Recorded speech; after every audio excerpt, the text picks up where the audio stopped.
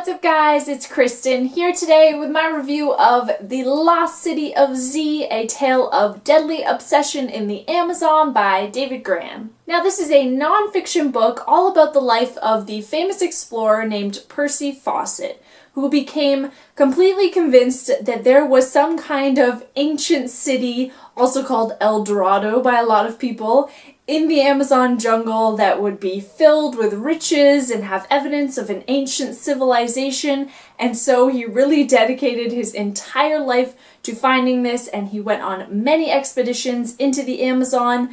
But in 1925, in his last expedition, he went with his son, and neither of them were ever heard from again, and people could never figure out what happened to them or how they died. And so David Grann, this American journalist, heard about the story and decided that he really wanted to investigate it for himself.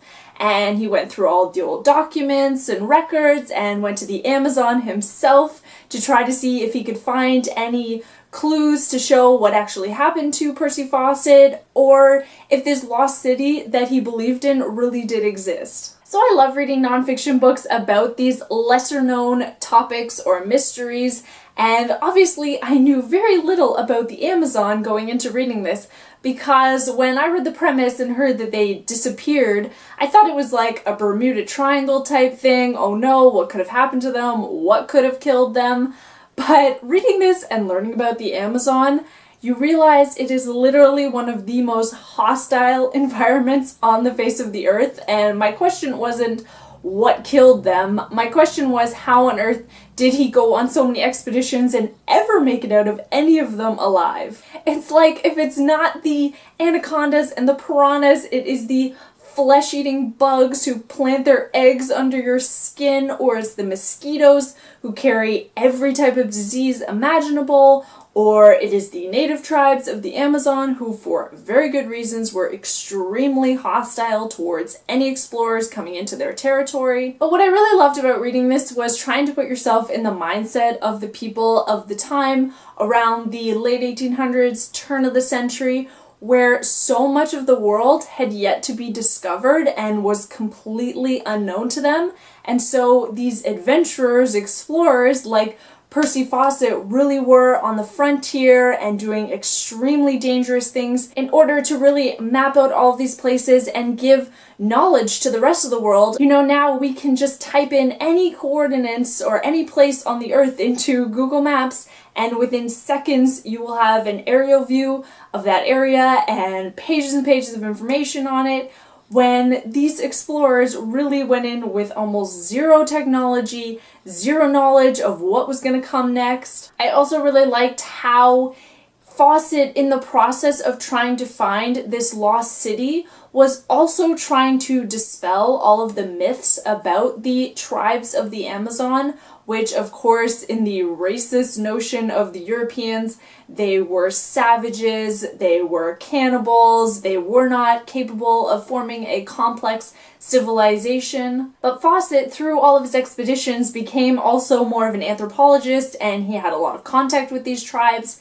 And also he thought that if he could find the city, it would prove that they did have a vast civilization at one point, and maybe it was because of all the European explorers who came through and spread disease and wiped them out that is why it no longer exists, and not because they weren't intelligent enough. And I feel like this pervasive attitude towards native cultures all over the world still exists today, and people don't realize that there actually were extremely advanced civilizations in these areas. But one of the reasons that I didn't completely fall in love with The Lost City of Z is I felt like it lacked a lot of emotional depth. Going into it, I drew a lot of comparisons to the book Dead Mountain by Donnie Ecker that I read last month, which is a similar storyline where he was trying to investigate a group of climbers in the Russian mountains who mysteriously died. But reading Dead Mountain, I really found myself forgetting about the mystery and just focusing on how tragic it was that these group of people had lost their lives and that their families never found out what happened to them, and how incredibly sad that was.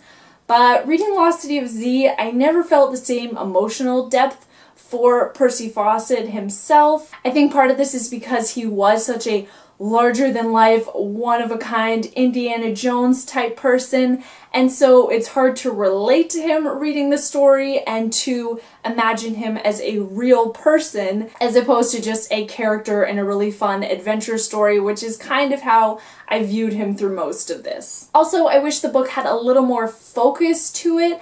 I think David Grann was trying to give a much more broad view of the history of exploration into the Amazon, and at times I felt myself getting very disinterested and wishing that he would just stick to Percy Fawcett's story. So overall, I did very much enjoy The Lost City of Z. I think it was extremely informative. Again, I knew very little about the Amazon. I also think it's very sad that so few people know about Percy Fawcett when he contributed to the knowledge of the Amazon so much throughout his life. But then, as I said, it wasn't perfect. I did have some problems with it, so I would give it a 3.5, maybe closer to 4 out of 5 stars. And I would still really recommend it. I think a lot of people would find this very interesting. There is a movie going to be coming out about it. Charlie Hunnam is going to be playing Percy Fawcett, which should be interesting because, yes, the book does follow him through most of his life, but in his last and most famous expedition, he was 58 years old at the time. I don't think Charlie Hunnam is anywhere near that age, so they could age him up, but I wouldn't be surprised if they just pretended that he was really young. So that is it for all my thoughts on The Lost City of Z. As always, I would love to hear from anybody who has already read this book, or if you guys know about any other books about the exploration of the Amazon or just about the Amazon jungle in general. I am very intrigued by this subject now. Thank you so much for watching, and I'll see you again soon. Bye!